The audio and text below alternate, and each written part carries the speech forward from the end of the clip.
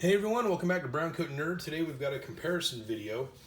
32 ACP surplus pistols seem to be pretty hot on the market right now. I obviously have jumped on that boat. I first purchased this one, discovered 32 ACP for a reason I cannot explain. It's just really fun to shoot. So then I picked up the Zastava, followed by the Beretta. Right now all these pistols, they're kind of coming on and off the market as batches come in the country. But they're all right around the $200 price range. So first off, what we have here is the Yugoslavian, now Serbia, Zastava M70. Then we have the Czechoslovakian CZ-VZ50. This is essentially the same thing as the VZ70 as well, which is now modern day Czech Republic. And then we have the Italian Beretta Model 81, which is modern day Italia. So yeah. Like I said, they're all right around $200. They're all somewhat comparable. The biggest difference between the three of these two here are single stack and are 8+1, whereas the Beretta is a double stack and is 12+1. Now they do offer this model in a single stack as well if you wanted to go that route for whatever reason, have a slightly thinner grip. But the big ones that are on the surplus market right now is the 81, along with the 81B and the 81BB. There's a whole, I did a review of this, there's a whole series of changes they did to this model throughout its life. So this is the earliest incarnation of that model. Whereas I said these two are 8+1, I have discovered, and I am not the only one, the magazine on the CZ, I can typically actually get 9 rounds in there, even though it's actually only supposed to be 8. And every single time I end up getting 9 rounds in there out of curiosity, I go ahead and just run the gun with the 9 rounds in the mag. And I've never had a hiccup whatsoever with the 9 rounds in there. Now, for whatever reason I was going to carry this gun in a self-defense situation, I would make sure I only put in 8 rounds just to make sure something doesn't get bound up in the spring, because it's not designed to do that. I'm sure it would be fine. And also, if I were to carry this gun in a defensive situation, I'll probably look into getting a new mag altogether. So I'm pretty sure that spring is just completely worn out. Now, with all three of these guns, right now, they are running great. And I haven't had any issues with these two whatsoever. Now, the Zastava, as you saw in my first review of this video, I was getting several light strikes. I recently did a follow-up part 2 to that video, and I've fixed the issue. Basically, the firing pin channel was just really gummed up with gook. And recently, I had fired 150 rounds through it without any issues.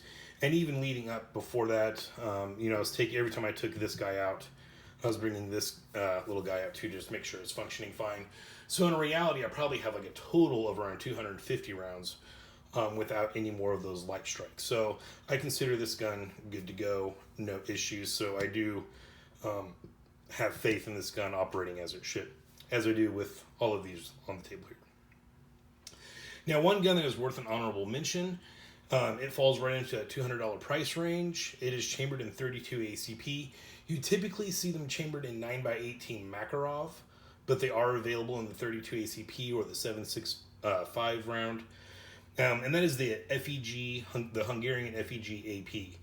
The design is very much like the CZ that we have here. But those are pretty common on the market too, once again, just kind of on and off. Unfortunately, I don't have my hands on one of those, but that one definitely does fall into the category of these guns here. So the M70 is the only one in our lineup that is single action only, whereas both the CZ and the Beretta are single action and double action. Now, I will point out that the CZ does have a decocker, which is very nice. This gun, originally went into production in 1950 or 51. This particular one was actually made in 1970, which is the last year that they called them the VZ50 before switching over to the 70 model upgrade. So this has a lot of those little upgrades, like the takedown lever there. The most distinctive thing to tell between the 50 and the 70 model would be the grips. The 70 has different grips on it. And you can typically find these in really good condition. This one is, well, as you can see, definitely not the best. But I like this particular one just because it was made in 1970. And like I said, I really haven't had any issues. It functions just fine. I haven't changed the springs in any of these other than the CZ. I just happened to come across a recoil slide spring, new old stock. It was like $8 or $10, so I said, what the hell, I'm going to go ahead and get it. And the original spring that I took off was definitely a little bit shorter than the new old stock spring. So it definitely needed to be changed out. Put it on here, I mean, and it functioned just like before. Didn't really feel any of the difference on that. So I did change out the spring, but before that I wasn't having any issues. I only changed out the spring because I just stumbled across one for a really cheap price.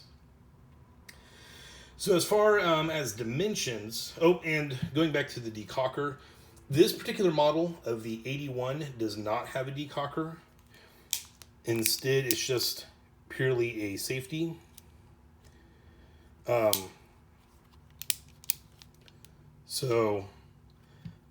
There are, let's see, it started with the F and then the FS upgrades to this model. They did change that to a decocker, and now simply when the hammer is back and you flip the safety on, you don't carry it cocked and locked like this here. When you flip that safety on, that's your decocker, and it lowers the hammer. Now on the CZ, you can carry it with the hammer down and the safety on. You can carry it with the hammer back and the safety on. You have those choices, and then of course, obviously, like I said, you also have that decocker there. So this kind of has kind of most of the features out of these, especially for the year that this came out. Getting ahead of myself though, as far as the dimensions.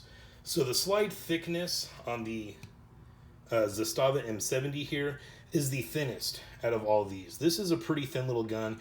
If you've got a P64, a Polish P64, it's fairly comparable to that. The P64, I believe, is still just a little bit smaller in overall dimensions. But as far as thickness, it's very close to that. So the thickness of the slide is 21 millimeters. And like I said, that is the thinnest out of all of these. The CZ75 here, the slide thickness on that is 21.75 millimeters. So a little bit thicker, not much at all though. And then the Beretta, no surprise, is the thickest on the slide thickness there, and that comes in at 25 millimeters. The thickness of the grip, once again, the CZ has the thinnest grip out of all of them at 27.35 millimeters. The CZ, I may have called this CZ. I'm going to get that screwed up. This is like the third time I've done this video, so yeah, I'm going to misspeak. Just save it for not even the comments. And then the grip on this CZ here is 27.75, so just a little bit thicker. And then obviously, surprise, surprise, the grip on the Beretta is 32.25 millimeters on the thickness. Going back to the triggers, like I said, these are both double action, single action. This is single action only. The trigger pull weight on the Zastava is 2 pounds and 6.7 ounces. So really not bad at all. The single action trigger pull on the CZ was 3 pounds, 4.5 ounces. So a little bit heavier than the Zastava, but not much. And then the double action trigger pull on this guy was pretty hefty. Also much like the Polish P64.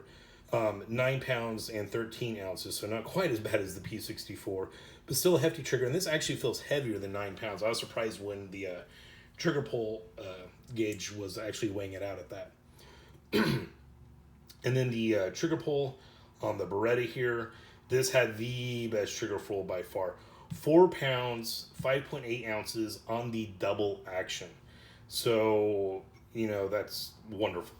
And then the single action is 1 pound, 14.5 ounces. So almost 2 pounds on the single action trigger pull. Very nice trigger on the Beretta. Thickness of barrel. So the CZ here, let's see, the thickness of this barrel is 12.5 millimeters. I think this one ended up right in the middle there as far as barrel thickness. Also, I guess we'll get to that in a moment. So hold on to that also. The CZ barrel thickness on this guy is 11.3 millimeters. This one was 12.5. This is 11.3. So this is the thinnest of the bunch there. And what I was getting ready to say for that also is all of these obviously have your typical slide release. The CZ, much like the Polish P64, should have had that pulled out here, right? It does not have an external slide release. So when you're on your last round, slide locks back, you can either A, remove the mag and pull back on the slide and release, or put in a loaded mag, pull back on the slide and release. I'm assuming they just do that's one less thing to, you know, snag. I don't think it's really a cost-cutting measure, but just so you know, these all have the lockback feature on the last round. This just doesn't have that external slide release, which, you know, for me, I've never run into an issue where that was, you know, a problem. And then the barrel thickness on the old Beretta. This one won at being the thickest at 13.3 millimeters. So there's those stats for you. Sights for the Yugoslavian Zastava. I mean, they're your typical military sights. They are rather tall, though. They're not, you know, almost absent like on some guns. I'm not going to say like the Polish P64. Much like your traditional Tokarevs, just kind of a tall sight. You know, since this is a smaller one, they're, you know, they don't really seem that tall. You know, they're just there. All these guns have been safety checked. I'm just trying to get the front sight focus there for you. So nothing special there. The CZ definitely loses with the sights here because they're itty bitty, much like the Polish P64. I mean, they're just barely there. So these sights kind of suck. Now I have discovered that as far as like, you know, at the shooting range, having those smaller sights, I kind of feel like it makes you more accurate. The sights are smaller, therefore there's less, I don't know how to describe that, variance in where you're putting the sights on target. Also, they kind of force you to really take your time and, you know, concentrate on where you're aiming. Then the Beretta here, this one's not bad. The design is a little more modern, but really the silhouette is much like the Zastava we have here. Now, once again, on the upgraded models of the Beretta Cheetah, I believe it was for either the B or BB, or maybe it was the F. They do get the 2-dot sight, much like on the M9 Beretta. And as you can see here, there's still quite a bit of rust on there. When I first got this, that sight was completely, I mean, it looks like it got pulled out of the ocean. It was just really the sight, though, and it had a few other spots, but yeah. So anyways, there it is for the sights for you. As far as shooting, as far as the comfort and how it felt, you know, it's kind of hard to do when it's 32 ACP because that's, you know, a pretty low recoiling round. There's not a lot there. All of these pistols are direct blowback, even though these two have a guide rod underneath the barrel, which is kind of uncommon for direct blowback. Typically uses the barrel as the kind of guide rod. But they are all direct blowback. Comfort. The Zastava, even though it's, you know, I've got small hands, as I've said many times before. So if you see me barely getting a grip on a gun, just be warned that's a freaking small grip. My pinky is also, as you can see, kind of like a little crooked, so it strays off at the end there. When I was holding this, I was just kind of like, this is not going to be the most comfortable gun to shoot. But surprisingly, I mean, once again, it goes back to that 32 ACP. Also, this is all steel, so it's got a lot of heft to it, even though it's small. Completely controllable. This is actually a fairly comfortable gun to shoot. Once, when I had it out, I did get some hammer bite, but just once. I don't know how I was holding it. I must have just kind of really crept up on it or something. But that was my only issue. And like I said, I just got the hammer bite that one time. Now the CZ, the 50 model here, like I said, is basically a 70 model. The biggest difference on the 70, it has upgraded grips, and it kind of arches out a little bit more here at the back. Now, holding on to this, it's like, oh, I don't need those new grips because this is playing comfortable. But I will say, after being out on the range and kind of shooting this repeatedly, I noticed after a while, like, I just couldn't really kind of get the gun centered where it felt proper in my palm. It was kind of weird. It wasn't uncomfortable, but it sure as hell wasn't comfortable. So that's kind of a shortcoming of this grip here. And then obviously the Beretta, it's, you know, it's a double stack, so it's got that nice wide grip, so it gives you plenty of control over that stout 32 ACP round. So yeah, obviously, you know, a lot of control on this one. Now this one does have an alloy frame, whereas these other ones here are all steel. This one, I feel like the Zastava is the heaviest of these two. I meant to look up the weight, but surprise, surprise, I started my video being unprepared yet again. I would say the Zastava is the heaviest of all of these. Probably tied with, if not just followed up shortly by the CZ. And then this, holding this, is substantially lighter. I mean, it's surprisingly lighter. So as far as accuracy, now, guys, I shoot all of the guns in my collection. I don't collect anything to never shoot. I don't get that. I want to shoot it. That's part of the collecting of it. But I'm a collector before I'm a shooter. Okay, so I'm not going to pretend I'm some hotshot, you know, ace or anything.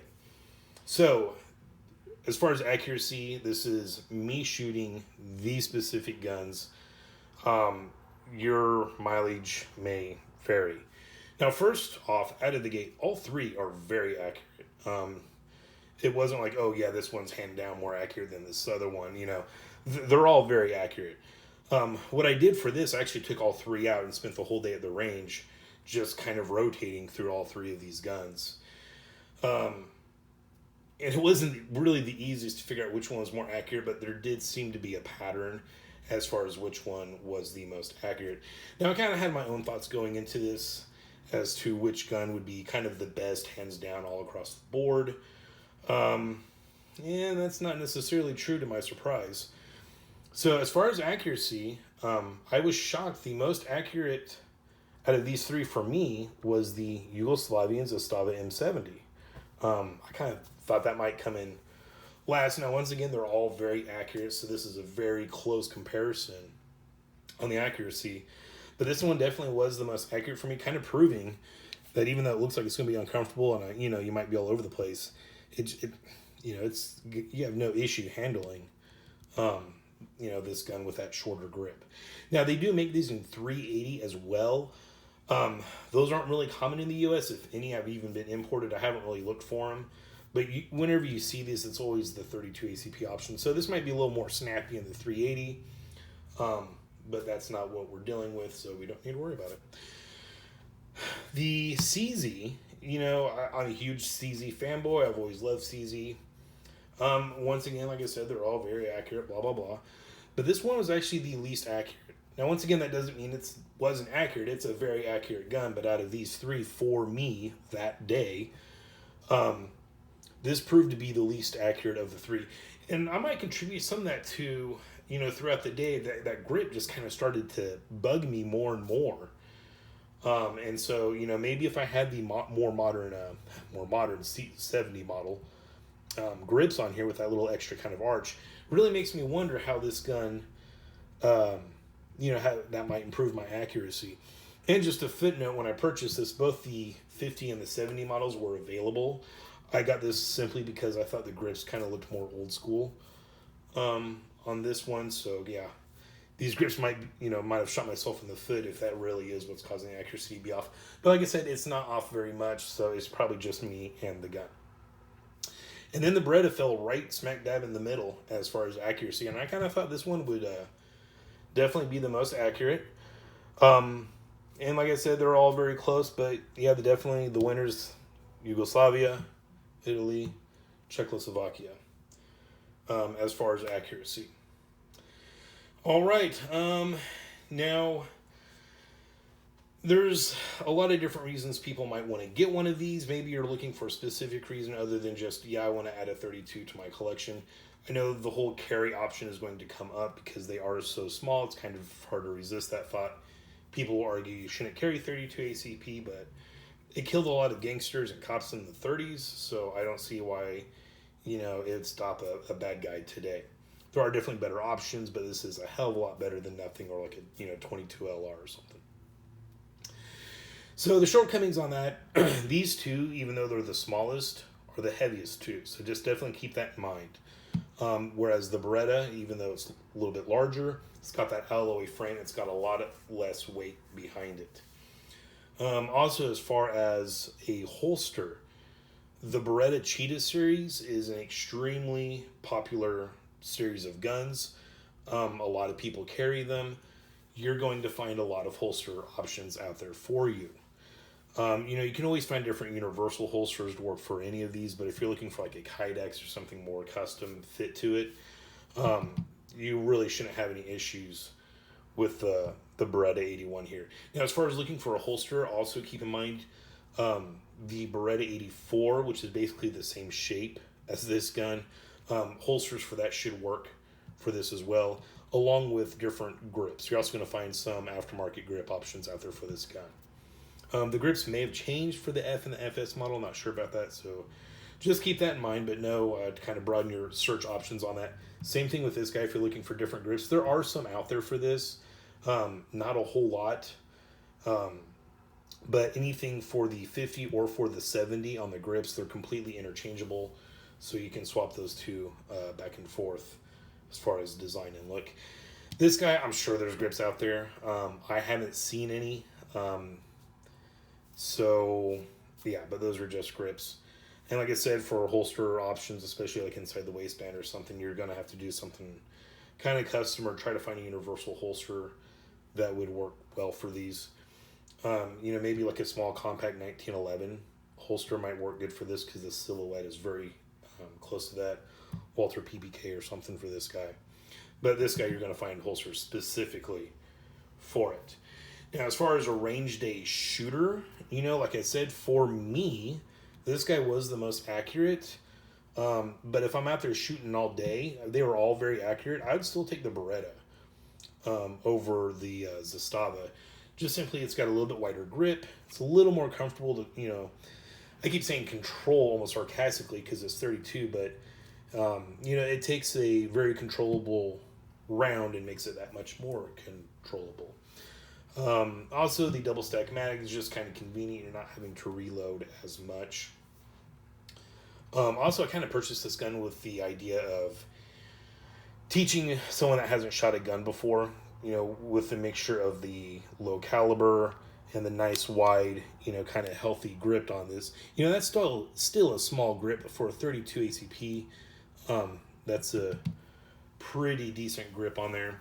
So if you're just looking for a range toy and don't really care about necessarily any kind of like historical or collection specificness of this, I would say the Beretta definitely would win as your range toy. Now, if you collect surplus, but you don't, really have a specific area that you're collecting in quite yet, and you want one of these out of your collection, and you're trying to figure out what will eventually work best in your collection. These all have definite footholds in someone's collection. All of these, all three of these have a foothold with specific things that I collect. So, first of all, the Yugoslavian gun, obviously, if you're going to start collecting Yugoslavian weapons, not a lot of people do it. I do. I'm weird. But this would fall into that category. Now, another thing I would see, a lot of people will collect specific models of guns like the Tokarev. Now, this would be perfect if you plan on getting several models of Tokarevs, because it just kind of shows, I don't know if you want to say the evolution of the Tokarev, but just because this is basically a miniaturized Tokarev other than the action being direct blowback. The hammer pack falls out just like a Tokarev. The grip panels come off like a Tokarev. If you know how to break down a Tokarev, you know how to break this down. It's just missing the catch. You just start with the barrel bushing there. Whoops, sorry guys. So if you think you might start, getting a couple of Tokarevs, I think this would be perfect to add to anyone's Tokarev from any country, just because it's a cute little adorable baby Tokarev. It's like the little baby Tabasco bottle of the hot sauce world. Don't know where that analogy came from. It just vomited out of my brain. Okay, so collectability of the CZ. Well, it's CZ. And in case you've been hiding under a rock, CZ is definitely really become a well-known name, especially in the U.S. Now, they've been around forever. They've been known worldwide forever. The U.S. is just kind of catching up to the game. And so it's always kind of neat to have an older gun from a modern gun company that's still around and really popular. Same also obviously goes for the Beretta. So you do have that cool factor going for the CZ. Plus, it's kind of that smaller Walther PPK design. It's just kind of neat and slick. And it's a whole lot neater and slicker if you find one that actually has bluing left on it.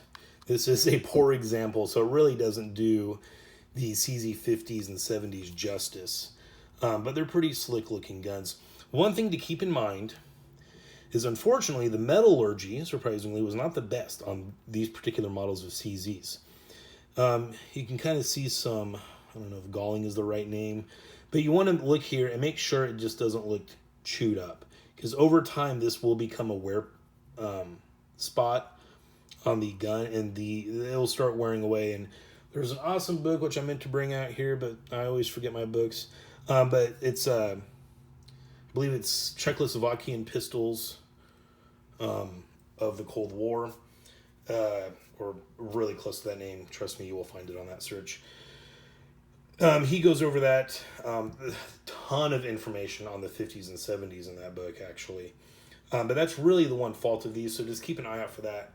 And, other than that, you're pretty good to go.